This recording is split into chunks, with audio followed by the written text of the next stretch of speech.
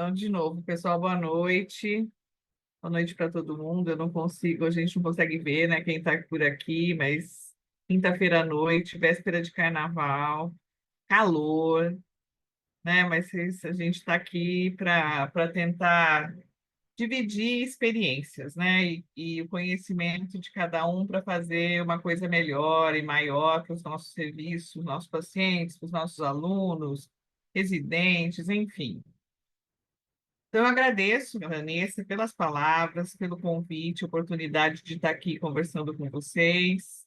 Eu sou fisioterapeuta, estou no Hospital São Paulo, né, na Unifesp, desde antes de ser Unifesp.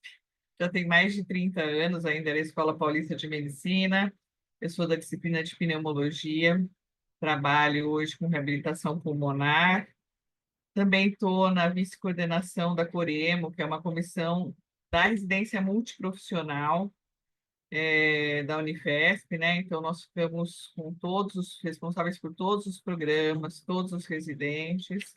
Sou coordenadora de um dos programas dessa grande Coremo, que é o de pneumo, e tutora do programa de transplante.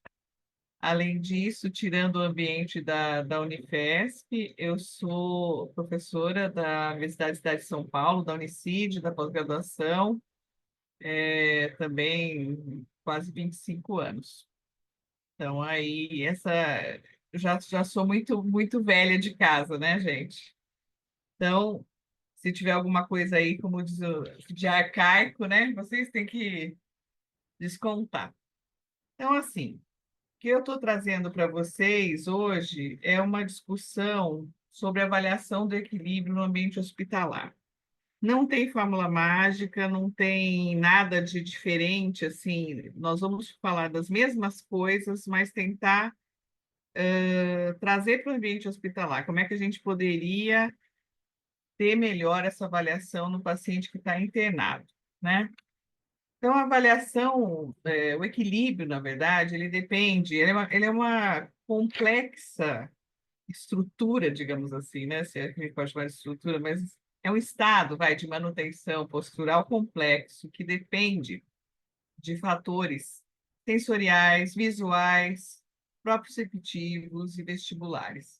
Então, de uma integração desses fatores todos aqui, para que mandem uma adequada mensagem do sistema nervoso central e que ele faz com que o indivíduo possa responder adequadamente às questões relacionadas ao equilíbrio postural, né? E aí o sistema nervoso central manda aí as informações para os seus olhos, para os membros, para o tronco, para que a gente possa ter uma melhor resposta às alterações de equilíbrio. E por que que a gente vai querer avaliar o equilíbrio do paciente, né? Primeiro, para identificar se tem um déficit. E, se possível, a gente gostaria de determinar a causa, né? Muito útil a avaliação do equilíbrio para a gente tentar predizer risco de quedas, que é uma coisa que vem sido muito comentada hoje, dada a importância que tem e que traz aí para pacientes não só idosos, né? Eu acho que é uma coisa que o fisioterapeuta precisa se preocupar em qualquer instância, né? E ele serve também para que a gente avalie a efetividade da intervenção, se o paciente está progredindo, se não está, enfim, é essa a nossa intenção. E na prática clínica, o que que você quer? Você quer uma escala, né, um instrumento prático que possa refletir a capacidade funcional do paciente, que possa refletir quais os ajustes posturais que ele faz, que seja sensível aos possíveis déficits, porque pode ser que a escala não capte essas alterações, né? Que seja um instrumento reprodutível, validado aqui no Brasil para nós, fácil, rápido e sem custo. Geralmente a gente quer isso, né? A gente precisa disso. A gente tem um monte de pacientes para avaliar, para atender. Nem sempre a gente tem pessoas, profissionais, em número suficiente para tudo isso, né? Então, o que que a gente pode fazer nesse sentido? Falando ainda do equilíbrio, que eu acho importante a gente pensar assim, o equilíbrio a gente poderia dividir em duas grandes partes, né? Equilíbrio estático e equilíbrio dinâmico. Eu fui aprender mais assim sobre equilíbrio quando duas alunas de mestrado foram estudar equilíbrio de pacientes submetidos a sessões de hemodiálise. Foi super interessante o estudo e mostrou muitas alterações, porque aqui a gente sabe, no Brasil, os pacientes, eles fazem, tem gente que faz hemodiálise, levanta e vai para casa, né? Sai andando. O que que isso acontece? O que que causa no equilíbrio isso, né? Então, foi aí que a gente se interessou por estudar mais o equilíbrio. Então, o equilíbrio estático, ele tem a ação de manter uma postura com mínimo de oscilação, né? Você fica parado, equilibrado no seu próprio eixo. Pode ser avaliado por um centro de pressão, né? Então, o COP, ele é como a gente fala, o seu centro de gravidade, é o seu centro de pressão que é resultante de forças aplicadas numa superfície rígida, né? Uma resposta neuromuscular ao movimento, a qualquer movimento que a gente tenha, e serve para a gente analisar quantitativamente as oscilações do corpo ao longo do tempo e para analisar os ajustes corporais que você tem que fazer para se manter alinhado e centralizado. A gente tem como padrão ouro de avaliação do equilíbrio estático, e a gente entende por padrão ouro é a melhor avaliação que você poderia ter, né, a mais indicada, que tem mais evidência, etc., é uma plataforma de força que é um instrumento como esse aqui. E isso não é fácil de você carregar para cima e para baixo.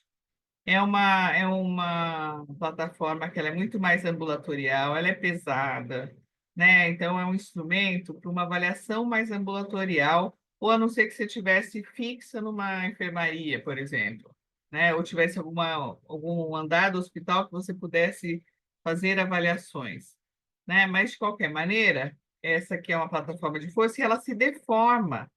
O paciente sobe aqui e aí tem vários testes que ele pode fazer em cima da plataforma.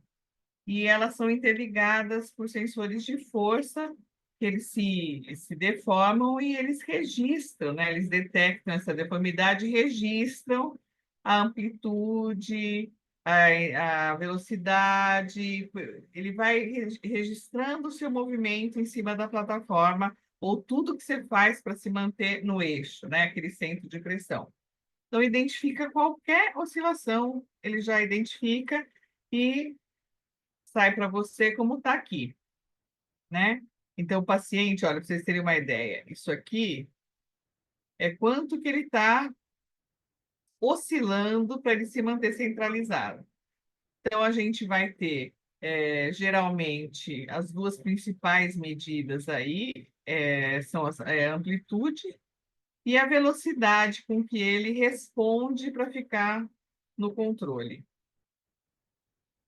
Para nós, né, pensando no ambiente hospitalar, vai interessar nesse momento, e você não tem como levar uma plataforma de força, mas a gente tem escalas que possam avaliar o equilíbrio dinâmico. A gente tem também testes, que eu vou falar para vocês, que podem também avaliar o equilíbrio estático no ambiente hospitalar. E facilmente pode, não vai ser uma plataforma de força, mas tem boa correlação com ela.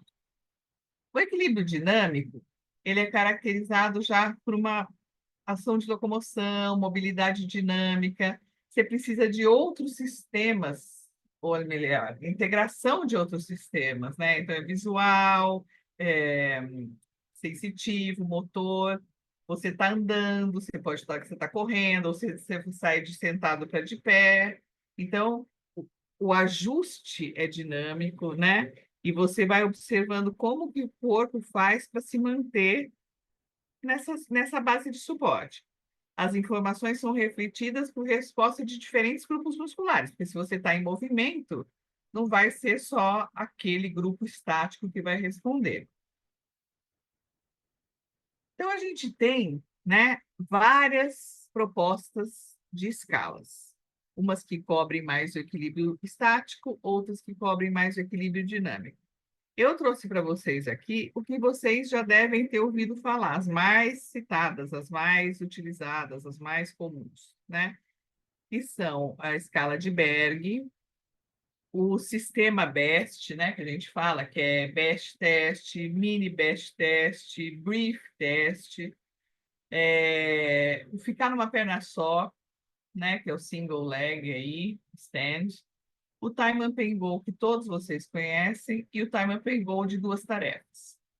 Então, eu coloquei aqui para vocês terem uma ideia, cada uma delas tem uma especificidade, né? A Berg e o Mini Best, eu falo mini porque a gente já foi no. O Best a gente nem usa mais, tanto que ele demora muito para ser aplicado. Já não poderíamos aplicar no ambiente hospitalar, por exemplo, né? Seria inviável. E o Mini e o Brief são mais fáceis. Mesmo assim, eles são mais específicos, eles são de movimento, coisa mais dinâmica. O Bag também.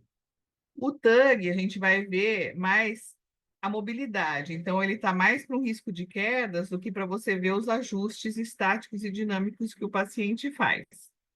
E o ficar numa perna só, a plataforma de força que eu já falei, o próprio TINET, que é bem famoso, um dos primeiros testes de equilíbrio, a gente tem mais avaliação do estático, né? O que que acontece, gente? Assim, existe, eu já nem lembro mais se tem isso no slide, mas é uma coisa interessante da gente falar. São duas coisas que a gente profissionalmente tem que pensar, né?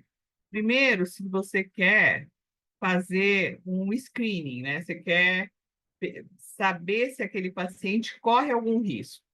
Que eu acho que talvez para nós seja mais interessante. Se o paciente tiver uma internação mais rápida e tal, se ele tem um risco de queda.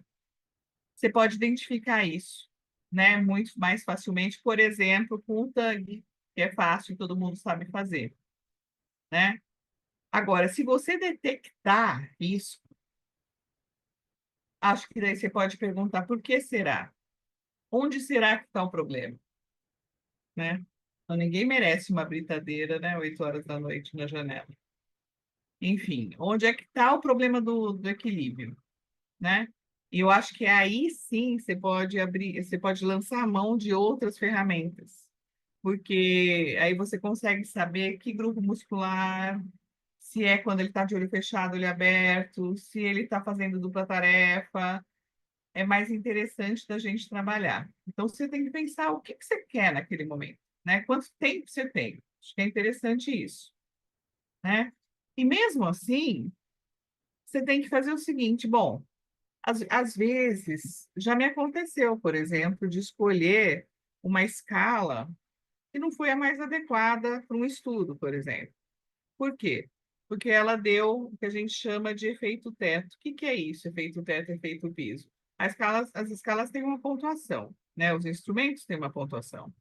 Se der todo mundo perto de 100%, eles estão sempre muito bem, ela não conseguiu detectar aqueles com baixa mobilidade, com pouco equilíbrio. E se der todo mundo ruim, é que ela não consegue perceber a alteração de progresso, né? Então, a escala de Berg, por exemplo, que foi usada há muito tempo mesmo, ela ficou bem famosa, assim, bem citada. Para nós com doenças crônicas, a gente percebeu que ela tem efeito teto, ou seja, ela pontua muito bem para os pacientes. Então, como é que você vai ver progresso? Ui, derrubei toda a água. Desculpa aí, gente. Falar com a mão na italiana, ai, que girar o computador. Bom, já foi. E se a gente se você quer saber do paciente, se você está progredindo, se você pode estabelecer uma outra intervenção, você vai escolher outras escalas, já sabendo, por exemplo, que essa escala de Berg, ela costuma dar muito boa sempre para todo mundo. Então, não resolve, né? E algumas escalas, como eu falei para vocês, ela não vai especificar de que ordem é essa alteração de equilíbrio, né? Ou seja, vai requer um estudo, uma avaliação mais, ser mais complexa, mais completa, né? A gente tem alguns estudos, vou mostrar aqui para vocês, para dar mais segurança e refinar esses instrumentos, né? Para que vocês tenham aí a crítica de tentar saber qual que vale mais a pena utilizar no ambiente hospitalar. Então, pensando esse estudo aqui é o estudo do ano passado, né? Vocês vão ver que muitos estudos que eu estou citando aqui, eles são para DPOC, que eu trabalho muito com DPOC, mas eu já vi esses estudos também para outras doenças crônicas. Então, vamos pensar em doença crônica, tá? Então, os autores foram ver quanto que as escalas, essas escalas que a gente conversou aqui, quanto que elas conversam com outros testes, né? Então, ele chamou esses testes de equilíbrio, mas como se fosse um teste de screening, ou seja, você detectar quem de fato pode cair ou quem que está com falta de equilíbrio.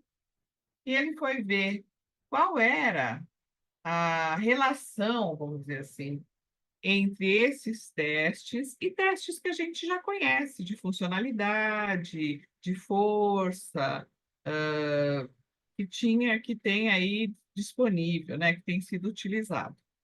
Então, o que que ele mostrou? Nossa, que molhadeira eu tô fazendo. Estou inundada.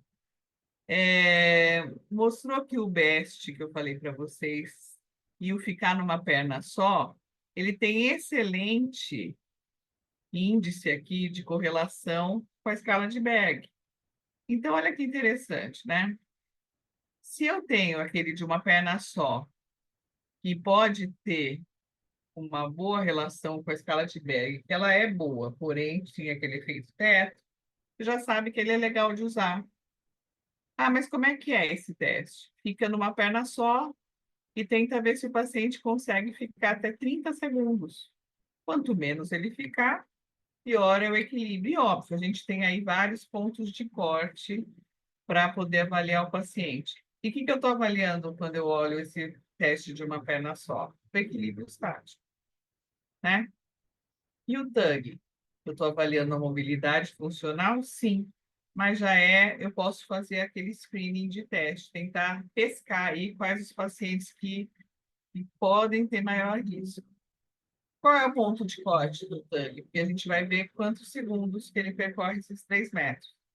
Você tem uma variedade de pontos de corte na literatura. Para doença crônica tem sido, se der maior que 11, 12 segundos, ele tem bastante risco de queda, né? O que é o TUG de dupla tarefa? Ele pode ser uma dupla tarefa cognitiva ou motora. Se for cognitiva, você vai pedir para o paciente fazer esses 3 metros, contando, por exemplo, de 100 para 80, de trás para frente, ou de 20 para 0, de trás para frente. Você está dando uma tarefa e a outra tarefa que é o teste, que é o caminhar. E se for o motor? Você vai fazer ele andar esses 3 metros segurando um copo de água, por exemplo. Né? Então, são testes com dupla tarefa para ver como o paciente se sai. E eles se correlacionam muito bem com aqueles testes de sentar e levantar. Então, você pode também fazer o senta e levanta. E a gente faz isso bastante no hospital, né? Mas o TUG tem essa proposta, eu acho que a gente pode bem usar o TUG, eu acho que comporta bem.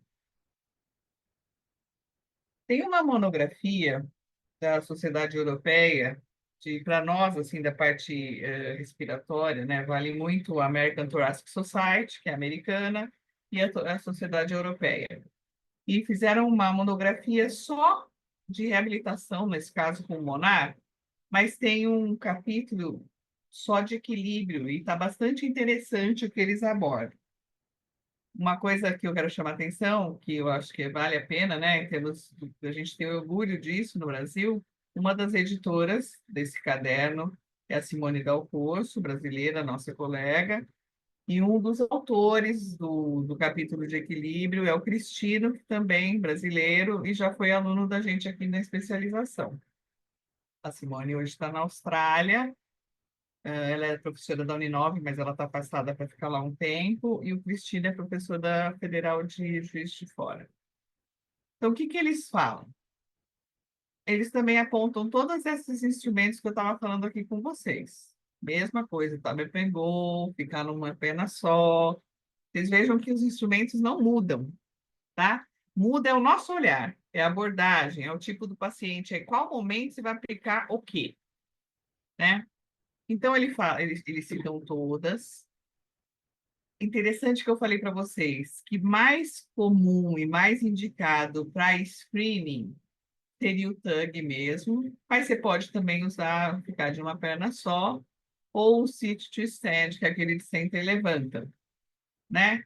Aí a gente pode escolher. No hospital, os três são mais viáveis, eu acho, né? Para você saber se o paciente tem risco de queda. Eu acho que o senta-levanta, eu vejo ele mais como força do que risco de queda. Eu prefiro o TUG e o de ficar numa perna só, né? Não sei, depois eu vou perguntar aí para vocês da experiência de vocês, né? Que ele fala até do ponto de corte que eu já falei para vocês do TUG, né? É, e é consenso assim internacional, gente, que a gente tem que treinar os pacientes pensando muito em força de membro inferior, principalmente se eles tiverem mais de 60 anos, visando equilíbrio, em qualquer internação, né? Tanto é que é obrigação, que ele está dizendo aqui, ó, responsabilidade nossa perguntar para o paciente a respeito de queda, né? Se ele é um caidor, se ele, quantas vezes ele caiu nos últimos 6 meses, por exemplo. Eu acho que faz parte da nossa enquete aí, né? Eu acho que talvez a gente tenha pouco isso na cabeça de chegar para um paciente numa avaliação, principalmente na enfermaria, e perguntar se ele cai bastante, né? Passados 60 anos, eu acho que a gente podia incorporar esse tipo de avaliação, de questionamento ao paciente, para que a gente possa direcionar nossas intervenções. E ele faz até sugestões aqui, né? Porque e aí numa certa coerência, né? Numa etapa. Então, primeiro, tentar fazer com que ele fique em pé, com que ele se mantenha em pé. E depois que ele se manteve em pé, você pode ir dificultando, tá vendo? Ó, fazer de olho fechado, fazer de alcance. Nossa, eu não estou de tela cheia, peraí. Vocês estão vendo bem assim? Tá bom, Van? Porque não está ficando na tela cheia. Estamos vendo bem, mas não ficou? Ó, não, não vai. É, não, tudo bem. Eu para Não mim, tem. tá ok. Eu tô lendo o que tá escrito, tá bom. Tá bom. Então, depois que você conseguiu fazer que o paciente fique de pé, parece simples, mas a gente sabe que para o paciente hospitalizado muitas vezes não é. Aí você pode dar outras tarefas com ele em pé. Qual? Mexer no cabelo, tentar alcançar sua mão, você fica um pouco distante, fechar o olho, né? Então você vai dando outras tarefas para ver como é que ele fica. Aí depois você pode ir treinando as transferências, né? Então, se ele está sentado na beira da cama, ele fica de pé, ele senta de novo, daí ele vai para a cadeira, essas transferências posturais. Os exercícios com caminhada que ele sugere são estes de dupla tarefa que eu falei para vocês. Então, ele está caminhando, daí você pode caminhar assim. Vamos caminhar agora de lado, né? Dá passo de lado.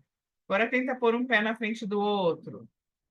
Tenta caminhar em diagonal, mudando os nossos comandos.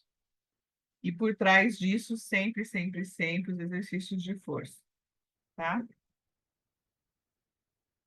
Esse estudo aqui é um estudo multicêntrico, tem gente do Canadá, da Inglaterra, de Portugal, da Austrália, Bélgica, muito, muito legal esse pessoal. Eles foram fazer um estudo mesmo, com todos esses instrumentos, para ver quais respondem melhor, né? E é aquilo que eu falei para vocês, os as escalas, os instrumentos mais completos, que avaliam vários sistemas, eles falham como preditores de queda, né? Só o TUG que pode ser mais considerado para predição de queda mesmo, porque os outros, você já detectou a queda. Aí, se você quiser saber qual sistema você vai trabalhar melhor, talvez sim, daí você aplica as escalas mais complexas. Esse outro estudo aqui é brasileiro, também do ano passado, o pessoal lá do Paraná, eles foram fazer uma. Isso é muito interessante, porque eu acho que isso é muito a nosso dia a dia, né, de prática clínica. Porque tanto se fala na evidência, para a gente ir atrás da melhor evidência, eu acho que a gente tem que fazer isso mesmo. Mas será que para a prática clínica, aquilo que tem maior evidência vai ser tão mais fácil, tão fácil de entregar, né? Então, tem esses estudos aqui que consideraram esses instrumentos que a gente falou todos agora, né? Berg, a família IBEST, o TUG, o ficar numa perna só, e que tiveram variados níveis de evidência aqui, portanto, variadas recomendações. Sempre, eu aproveito aqui para dar um toque para vocês. Quando vocês estiverem diante de um artigo que possa estar recomendando ou não recomendando algo, dá uma olhada na metodologia, né? Porque às vezes a pessoa faz um estudo com um N tão pequeno, como é que você pode recomendar ou não recomendar alguma coisa com N, por exemplo, de aqui, ó, 46 pessoas, né? A qualidade da evidência vai ser baixa mesmo, tendência é que seja baixa. Eu confio muito mais nesse aqui de 237, no 106, tá vendo? Pode ver, porque o N é muito maior. Então, tenham isso em mente, sabe? Essa crítica. Então, será mesmo? Aí, o que que eles fizeram? Visto isso, né? Eles foram avaliar os instrumentos, né? As ferramentas, em termos de aplicabilidade clínica. E olha só, muda, né? O que é mais fácil de fazer, o que é mais portátil, não é rápido, né? Então aqui a gente vê na pontuação final como é que foi, como é que o profissional viu esses testes, como é que ele sentiu, como é que ele aplicou, qual foi a dificuldade que teve, né? Teve muita diferença entre eles, mas dá para vocês verem os nota 10 aqui, né? Geralmente os mais rápidos, qual? TUG, o brief best teste, quando só eu não a proposta não era falar de uma escala ou de outra, né? Eu não vou entrar em detalhes do best teste, se alguém quiser procurar depois, tem essa evolução, porque quando começou eram 36 tarefas, gente. 6 domínios, daí foi passando, o mini foi para 14, o brief acho que são 8 ou 9 tarefas, né?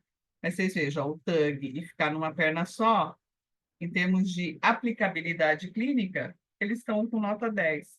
E se você for aqui nos estudos com N maior, o TUG está com recomendação alta, né? Alto nível de evidência para ver a possibilidade de queda aí nos pacientes. Esse estudo, essa meta-análise inglesa aqui, com 34 estudos, também é do ano passado.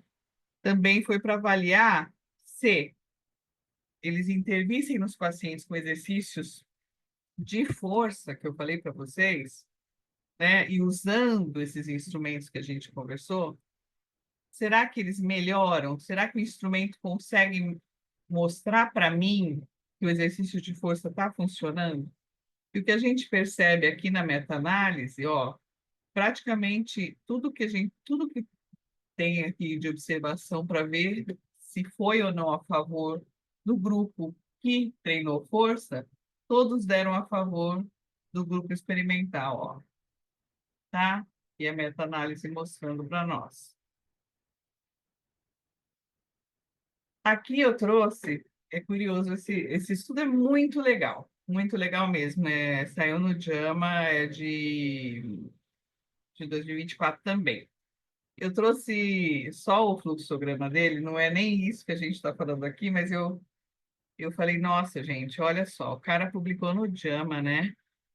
E olha a dificuldade que eles têm também, né? Que não é só a gente. Olha quantas pessoas que eles tinham como elegido aí para entrar no estudo, né? 600 pessoas, mais ou menos, em cada grupo. Olha que coisa louca, né? Eles terminaram com 130 em cada grupo. E eu falei, olha, tá vendo? Não é só com a gente que a gente pede paciente, transfere sem avisar a gente, dá alta e não avisa. Eu falei, olha, lá também está acontecendo essas coisas, né? Eles também têm essas dificuldades. E eles propuseram intervenções simples com os pacientes hospitalizados para ver se a gente diminuía todo tipo de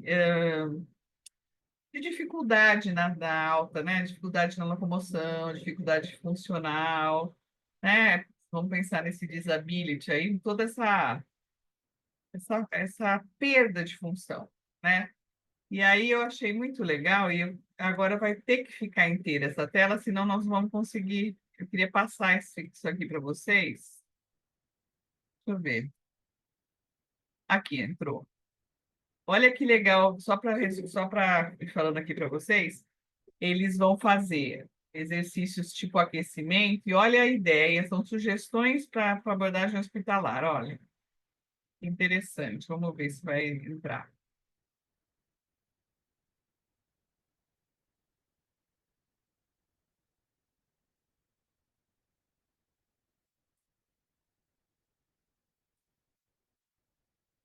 Olha, para olhar para os três lados.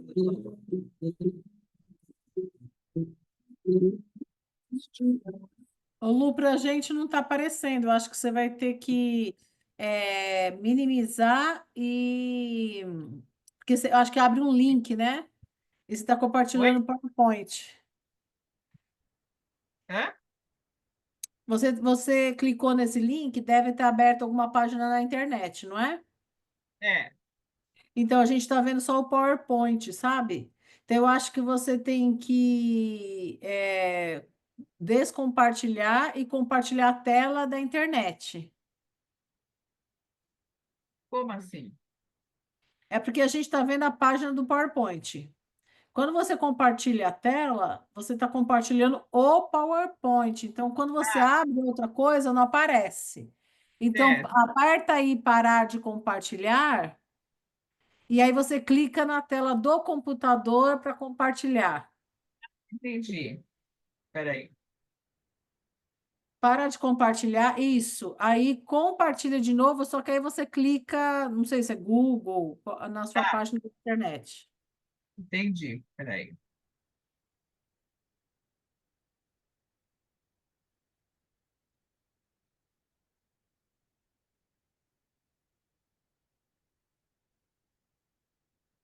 Agora travou tudo aqui. Espera aí. Agora.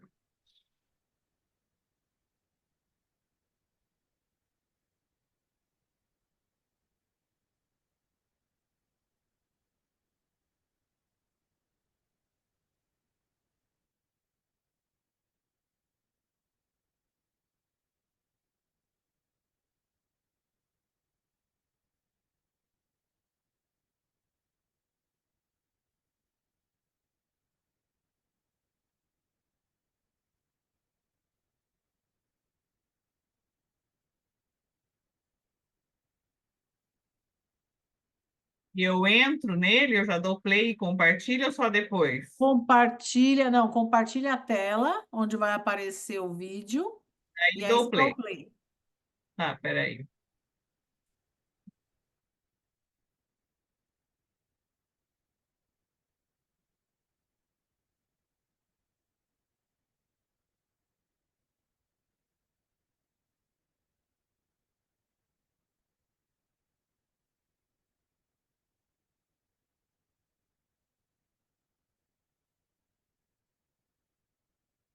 Vocês estão vendo agora?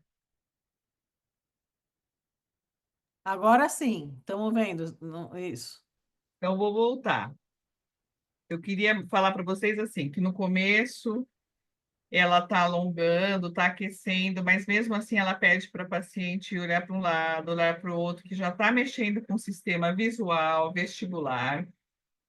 E vocês vejam que interessante os exercícios que vão vir depois, que são os de força. Não é simplesmente você dar uma carga, porque olha, quando ela vai usar uma faixa elástica, vocês vão ver, tipo Teraband. O que acontece é que para você usar o elástico, você vai ter que fazer um movimento dinâmico. O tempo todo você vai sentir a carga, é diferente do que você tiver com um halter na mão, por exemplo. Vocês vão perceber isso, quer ver?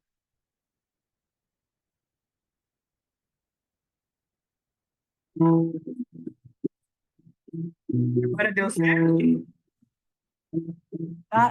Tá indo, sim. Hã? Deu Tá certo? certo. Ah, Deu. Pode soltar. então tá.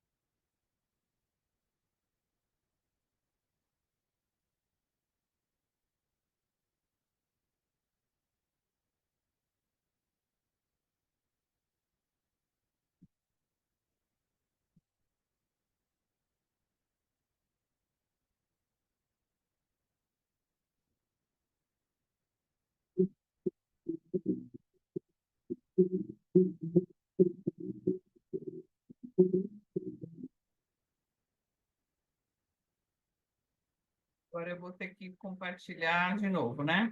Isso, você vai ter que fazer a mesma coisa. Isso. Muito legal. Depois quero esse link. Tá. Vou deixar vocês.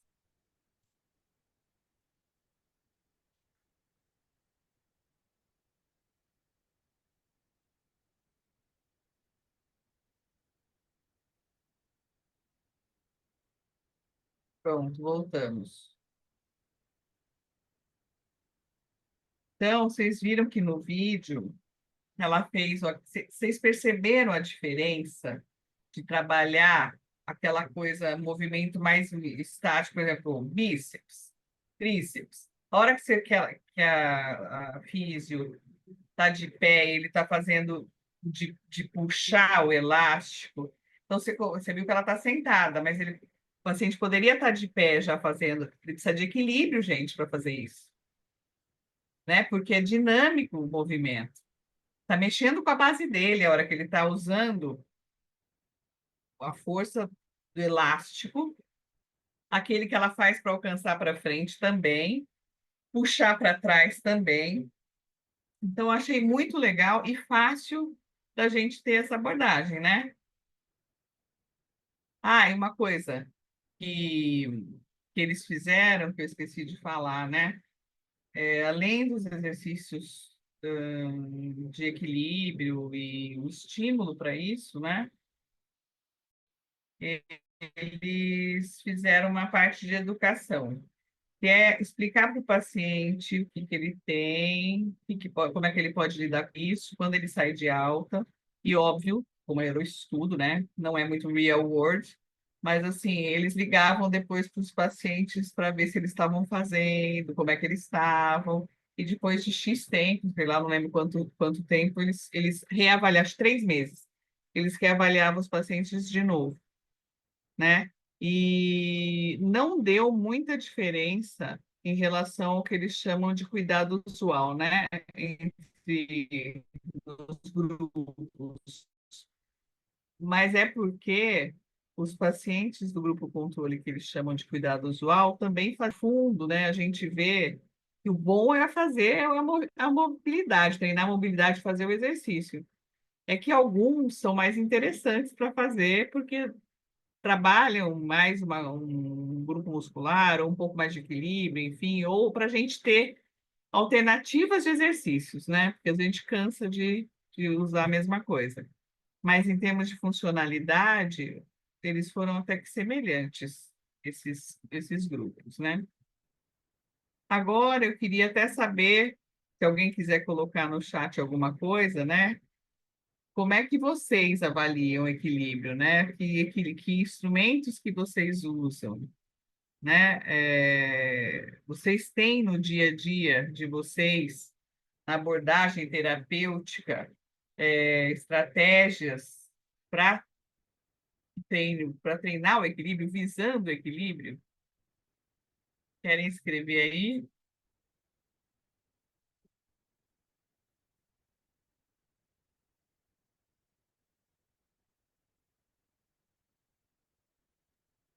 Todo Eu mundo já vou quieto, me né, Vânia? lembrar que raramente eu avalio o equilíbrio na UTI.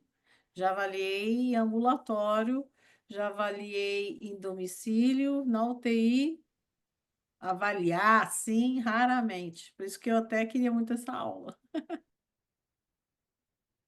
Eu Então, eu acho que estou a gente vendo. fica muito presa nas outras, não é presa, mas eu acho que tem na cabeça outras coisas, né? Ó, no Ó, chat colocaram, tem utilizado nas enfermarias o TUG, Pedro, Bianca ainda não iniciou no mercado, Tamara, geralmente quando vou avaliar um paciente idoso, uso o SPPB, sempre que um paciente é internado na geriatria, é avaliado o equilíbrio, eu sei que população geriatra, o pessoal avalia melhor, assim, mais. é que o paciente, quando está internado na geriatria, mais específico, né? Eu acho que a geriatria tem um pouco mais de atenção para isso, tem mais cuidado para isso. Mas a gente, o que que acontece? Nós somos, na físio hospitalar, você tem paciente idoso em qualquer lugar, e não só numa enfermaria de geriatria, né? Então, acho que falta um pouco desse olhar, né? Eu acho que é isso que a gente tem que pensar. Será que eu posso fazer alguma coisa rápida para dar uma olhadinha no equilíbrio do paciente, né? Será que se eu trabalhar com ele vai ter alguma diferença, assim, em termos de progresso nesse equilíbrio? Acho que é legal a gente mudar um pouco o olhar. Deixa eu fechar aqui. E aí, o que que eu queria passar para vocês, né, dessa aula, né? Que eu acho que é lembrar que o equilíbrio é uma das possibilidades da nossa estratégia terapêutica e deveria ser um dos itens da nossa avaliação, né? Lembrar que o paciente, para ele ter qualquer alteração de equilíbrio, a gente teria que, se a gente quiser saber, né, teria que buscar com abordagens mais completas e mais complexas, e essas escalas oferecem isso, principalmente as maiores, elas juntam numa mesma abordagem o equilíbrio estático, o equilíbrio dinâmico, para você saber quem está gritando mais. Não é muito indicado isso para aquele momento da internação. Você está com menos tempo, o paciente está mais crítico, digamos assim, né?